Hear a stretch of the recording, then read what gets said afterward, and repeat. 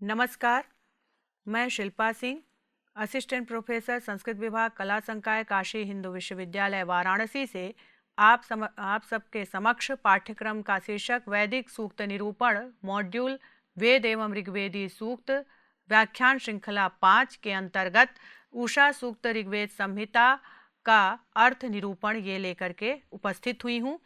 इसमें अगर हम अर्थ निरूपण देखें तो ऋग्वेद संहिता के 7वें मंडल का 77वां सूक्त 7 ये सूक्त जो है वह उसके स्वरूप उसके अर्थ को बतलाने के लिए यह उपस्थित है। तो सूक्त क्या है? तो सूक्त का नाम हुआ उषा सूक्त। देवता उषा हैं, देवी के रूप में उषा स्वीकृत हैं। छंद क्या है? त्रिष्टुप है। संपूर्ण मंत्र छंद जो है उसके त्रिष्टुप छंद में वो निबद्ध है। ऋषि, इसके दृष्टा ऋषि, उषा सूक्त के दृष्टा ऋषि वशिष्ठ हैं। मंत्र के विषय में क्या वर्णन मिलता है? ये मंत्र है प्रथम मंत्र। तो मंत्र के बारे में कह रहे हैं, उपो रुरुचे युवतिर्न योषा विश्वम जीवम प्रसुवंति चरायई अभूदग्नि समिधे मानुषाणाम अकज्योतिर्बाधमाना तमांसी।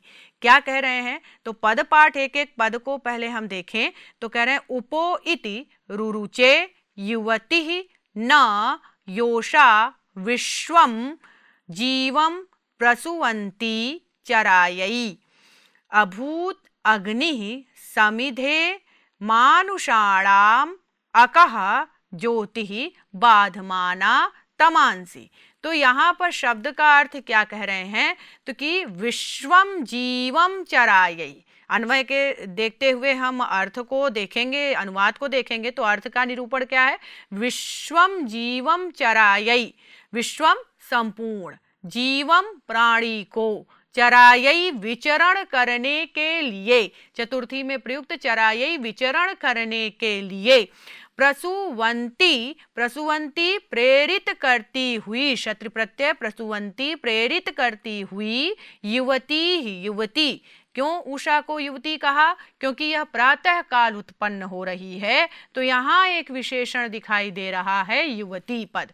तो युवती पद से यानी कि उषा का विशेषण कौन है? युवती उषा। तो कह रहे हैं कि युवती योषा न यहाँ निषेधात्मक नहीं है। आचार्य यास्क ने न का अर्थ निपात जो न है वह उपमा अर्थ में प्रयुक्त किया है।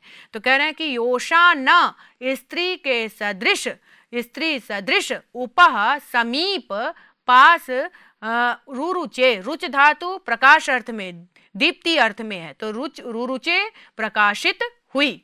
तो कह रहे हैं कि विश्वम जीवम चराये, संपूर्ण मनुष्यों को, संपूर्ण जीव को चराये विचरण करने के लिए, प्रसुवंती प्रेरित करती हुई, युवती योषा न, युवती स्त्री, योषा स्त्री और युवती, युवती स्त्री कैसी स्त्री है? तो युवती स्त्री है। तो युवती स्त्री न, युवती स्त्री के सदृश, उपहरुरुचे समीप प्रकाशित हुई।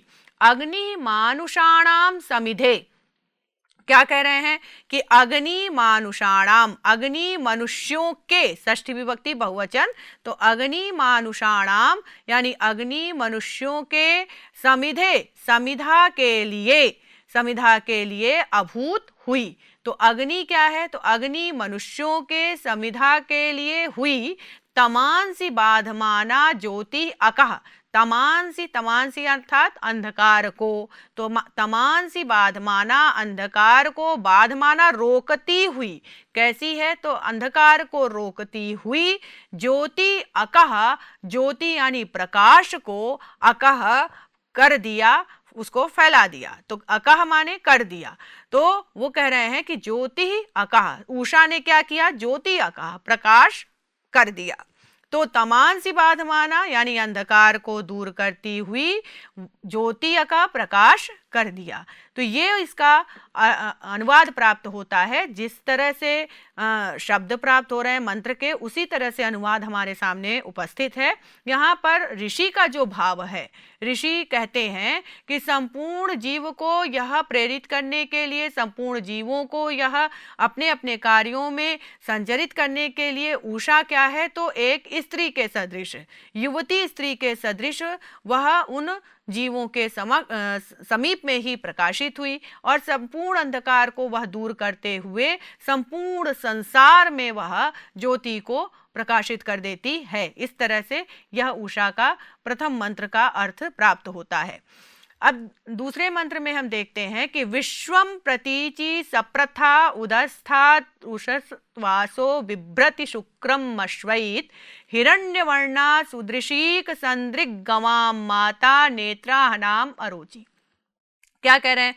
तो पद पाठ करते हुए हम देखते हैं कि विश्वम प्रतीचि सप्रथा उत अस्थात रुषत्वासा बिभ्रति शुक्रम अश्वैत हिरण्यवर्णा सुदृशीक संदृक् गवाम माता नेत्री अहनाम अरोचि। ये पदपाठ प्राप्त हो रहा है। पदों को अलग अलग कर देने से स्पष्ट हो जा रहा है कि अर्थ क्या कहना चाह रहे हैं।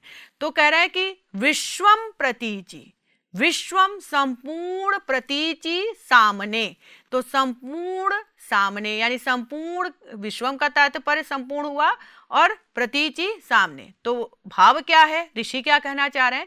अर्थात संपूर्ण संसार के सामने।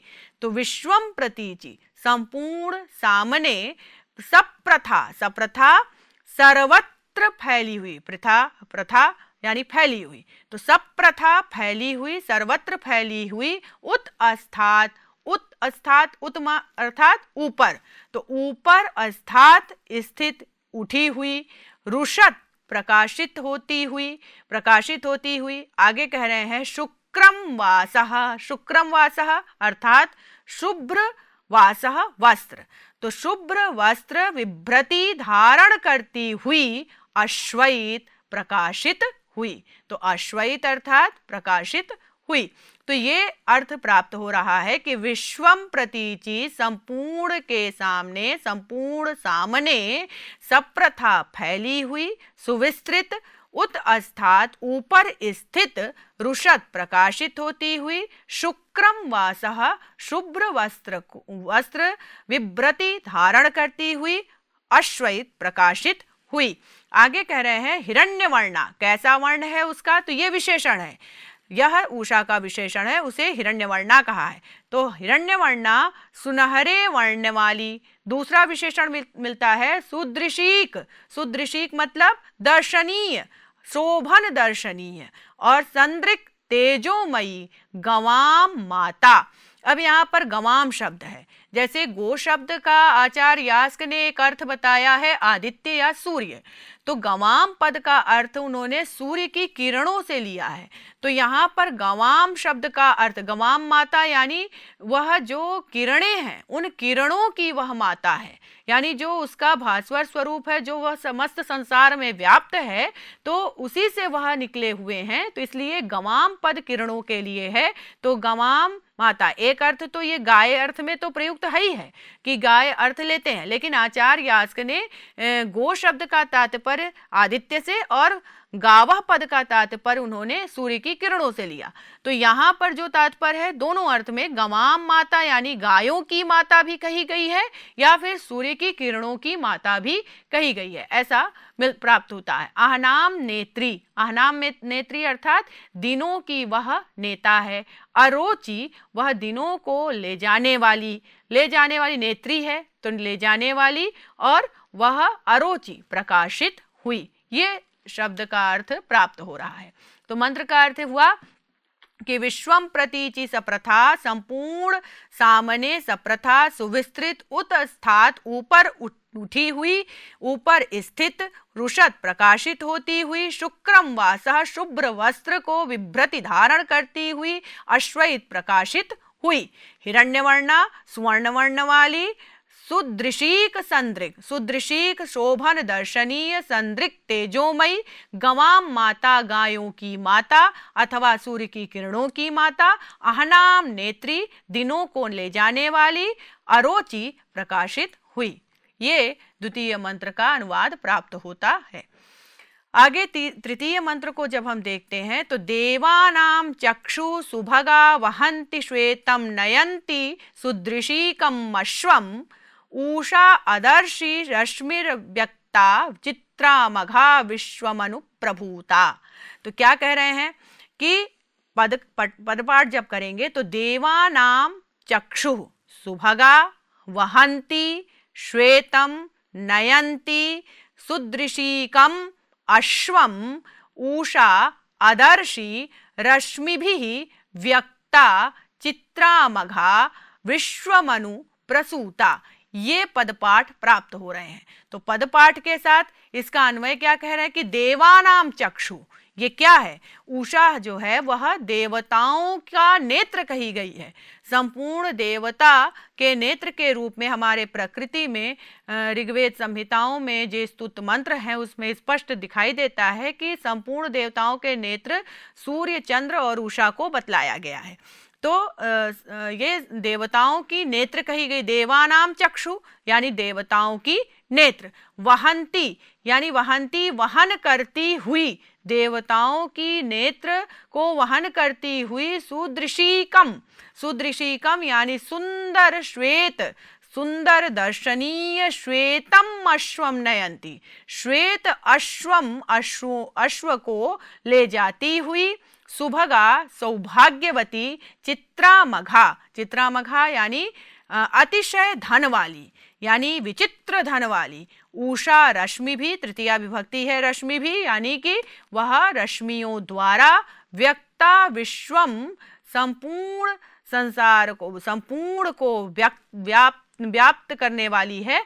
तो यहाँ पर जो वो अभिव्यक्त करने वाली है वह उषा है। तो उषा जो है संपूर्ण संसार को अभिव्यक्त करने वाली, व्याप्त करने वाली, अनुप्रभुता अदर्शी, वह जब अनुप्रभुता व्याप्त होकर के वह क्या करती है? अदर्शी, दिखलाई पड़ी। तो ऋषि कहते हैं कि वह जो उषा है वह देवानाम चक्षु वहंती, देवताओं के चक्षु का वहन करने वाली है। तो देवताओं के चक्षु को वहन करती हुई और सुदृशीकम, सुंदर दर्शनीय श्वेत अश्वम नयंती, श्वेत अश्व को ले जाती हुई, वह श्वेतम अश्वम नयंती, श्वेत अश्व को ले जाती हुई, सुभगा सौभाग्यवती, चित्रामघा यानी विचित्र धन वाली होकर के, उषा रश्मि भी, उषा रश्मियों द्वारा, क्योंकि यहाँ पर रश्मि भी द्वितीय विभक्ति बहुवचन है, तो उषा रश्मि भी यानी उषा रश्मियों द्वारा व्यक्ता, अभिव्यक्त होकर, उषा कैसे अभिव्यक्त हो रही है? तो उषा रश्मियों द्वारा अभिव्यक्त होकर विश्वम अनुप्रभुता, संपूर्ण विश्व को व्याप्त करके, अपनी रश्मियों से संपूर्ण विश्व को व्याप्त करके अदर्शी मनुष्यों को दिखलाई देती है। तो अदर्शी अर्थात दिखलाई पड़ी। ये तृतीय मंत्र का अर्थ प्राप्त होता है, अनुवाद प्राप्त होता है। चतुर्थ मंत्र के बारे में क्या बतला रहे हैं कि अंति वामा दूरे अमित्रम उच्छोर गभ्यूतिम अभयम कृधि नः यावय द्वेष आभरा वसूनि चोदया राधो गृणते मघोनी। तो ये शब्द जो मंत्र प्राप्त हो रहे हैं ये चतुर्थ मंत्र, इसमें पदपाठ क्या कह रहे हैं? तो अंति वामा, ये संबोधन है अंति वामा, तो अंति वामा दूरे अमित्रम उच्छ उर्वीम गभ्यूतिम अभयम कृधि न यावय, नः यावय, नः यावय, ये ऐसे, नः यावय द्वेषः आभर वसूनि चोदय राधः गृणते मघूनि। तो ये पदपाठ इन मंत्र का प्राप्त होता है। यहाँ संहिता पाठ है ऊपर और इसके साथ ही यह मंत्र पाठ दिखाई दे रहा है। मंत्र पाठ के बाद इसका अन्वय क्या है कि अंतिवामा, अंतिवामा क्या है? तो धन को समीप रखने वाली, अंतिवामा अपने वाम भाग में उसको धन को रखने वाली, अंतिवामा धन को समीप में रखने वाली, अमित्रम दूरे, अमित्रम अर्थात जो मित्र ना हो, अमित्रम औपसर्ग पूर्वक मित्रम, तो जो मित्र ना हो अर्थात शत्रु, तो अमित्रम दूरे, अमित्रम अमित्र यानी शत्रु को, दूरे दूर में, उच्छ प्रकाशित हो, क्योंकि निर्वचन ही है उच्छे विवासयति, तो उच्छे विवासयति अर्थात वह प्रकाशित होती है अंधकार को दूर करके। तो क्या कह रहे हैं कि अमित्रम दूरे उच्छ यानी शत्रु को दूर करके प्रकाशित हो, न हमारे लिए उर्वीम गभ्यूति, उर्वीम विस्तृत फैली हुई, उर्वीम गभ्यूतिम, गभ्यूतिम अर्थात भूमि को, अभयम अभय अभयता को, जहाँ भय ना हो उस अभयता को कृधि करो। तो ऋषि उषा से प्रार्थना करते हुए कहते हैं कि अंतिवामा, हे धन को अपने समीप में रखने वाली, अमित्रम दूरे उच्छा, शत्रु को दूर करके प्रकाशित हो, हमारे से हमारे शत्रुओं को दूर करके प्रकाशित हो। न उर्वीम गभ्युतिम, न माने न अर्थात हमारे लिए, उर्वीम गभ्युतिम विस्तृत भूमि को, अभयम अभयता को, जहाँ भय ना हो अभयता को कृधि करो। द्वेषः यावय वसूनि आभरः, द्वेषः अर्थात जो द्वेष करने वाले हैं उनको यावय, द्वेष करने वाले को पृथक करो, अलग करो, यावय दूर करो, अलग करो, पृथक करो। वसूनि आभर, वसूनि माने धनों को ले आओ, उसे यहाँ ले आओ, यानी कि जो द्वेष करने वाले लोग हैं उनको हमसे दूर कर दो और उनके जो धन है वह धन हमारे समीप में ले आओ, ऐसा यजमान प्रार्थना करते हैं। मघोनी, मघोनी विशेषण है, संबोधन है। मघोनी मघवती अर्थात धनों को प्रदान करने वाली धनवती। हे धनवती, गृणते राधा चोदय, गृणते, गृणते गृधातु से गायन अर्थ यानी स्तुति अर्थ। तो गृणते, तो गृणते शब्द का तात्पर्य क्या हुआ कि गई गायन अर्थ में प्रयुक्त हो रहा है। तो गायन अर्थ जो है वह यानी कि जो स्तुति गायक हैं, गृणते उनको कहा। तो गृणते स्तुति गायन करने वाले, स्तुति करने वाले के लिए, यहाँ चतुर्थी के प्रयोग में गृणते, तो स्तुति करने वाले के लिए राधा धन चोदय प्रेरित करो। तो यजमान कहते हैं, ऋषि कहते हैं प्रार्थना करते हुए उषा से कि हे उषा देवी, जो हमसे हे उषा देवी, हे अंतिवामा, धन को समीप रखने वाली उषा, हमसे जो हमारे जो शत्रु हैं उन शत्रुओं को दूर करके तुम प्रकाशित हो, और जो हमारे लिए विस्तृत भूमि है, जो अभय युक्त भूमि है या अभयता, वह हमें प्रदान करो। और साथ ही साथ जो हमसे द्वेष करते हैं उन द्वेष करने वाले लोगों को हमसे पृथक कर दो, और साथ ही हमें वसूनि आभर, अत्यधिक धन हमें प्रदान करो।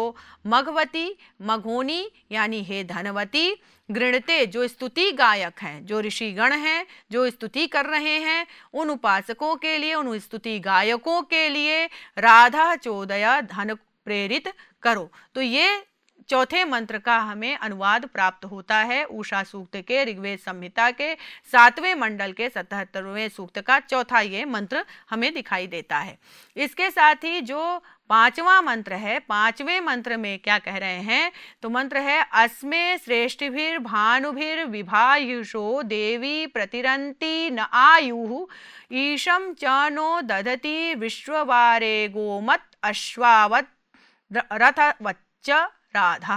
क्या कह रहे हैं, तो पद पाठ करते हुए इसको देखते हैं कि अस्मे इति श्रेष्ठभिः भानुभिः विभाहि उषा उषः देवी प्रतिरंती नः आयुः ईशं च नः दधति विश्ववारे गोमत अश्ववत रथवत च राधा। ये पद पाठ है। तो मंत्रों का पद पाठ करने के बाद जो उसके अर्थ निकल रहे हैं उसमें क्या कह रहे हैं, विश्ववारे, विश्ववारे संबोधन है, विश्ववारे देवी, विश्ववारे देवी अर्थात विश्व संपूर्ण के द्वारा वर्णीय हे देवी। तो कह रहे हैं कि विश्ववारे देवी, संपूर्ण के द्वारा वर्णीय हे देवी, नह आयु, नह हमारी आयु, आयु को प्रतिरंती बढ़ाती हुई, वृद्धि करती हुई, हमारी आयु को वृद्धि करती हुई, च नह और हमारे लिए ईशम गोमत अश्ववत, हमारे लिए ईशम, ईशम अर्थात अन्न को, आचार्य सायण ने ईशम पद का अर्थ अन्न से लिया है। तो ईशम अर्थात अन्न को, गोमत अश्ववत रथवत च, गोमत यानी गायों से युक्त, अश्ववत अश्वों से युक्त, रथवत च और रथों से युक्त, राधा धन धारण करती हुई, राधा दधति, राधा दधति अर्थात धनों को धारण करती हुई, धन को धारण करती हुई, अस्मे श्रेष्ठ भी भानु भी, अस्मे हमारे लिए, श्रेष्ठ रश्मियों से, श्रेष्ठ भी भानु भी तृतीया विभक्ति बहुवचन है, तो श्रेष्ठ भी भानु भी श्रेष्ठ रश्मियों से, जो श्रेष्ठ तुम्हारे प्रकाश हैं उनके द्वारा विभा ही प्रकाशित हो। तो यजमान या ऋषि उषा की उपासना करते हुए कहते हैं कि विश्ववारे देवी, विशेषण प्रयुक्त किया, विश्ववारे देवी संपूर्ण द्वारा वर्णीय हे देवी, विश्ववारे देवी हे संपूर्ण द्वारा वर्णीय देवी, न आयु प्रतिरंती, हमारी आयु को वृद्धि प्रदान करो, च न ईशम, और न ईशम, हमारे लिए, ईशम अन्न को, गोमत अश्वयुक्त, अश्ववत गोमत गाय युक्त, और अश्ववत अश्वयुक्त, रथवत रथयुक्त, च और राधा दधति, राधा दधति धन को धारण करती हुई, अस्मे श्रेष्ठ भी भानु भी विभाही, अस्मे हमारे लिए, श्रेष्ठ भी भानु भी श्रेष्ठ रश्मियों द्वारा, भानु भी रश्मियों द्वारा विभाही प्रकाशित हो। ये पांचवें मंत्र का हमें ऋग्वेद संहिता में उषा के अनुवाद प्राप्त होते हैं।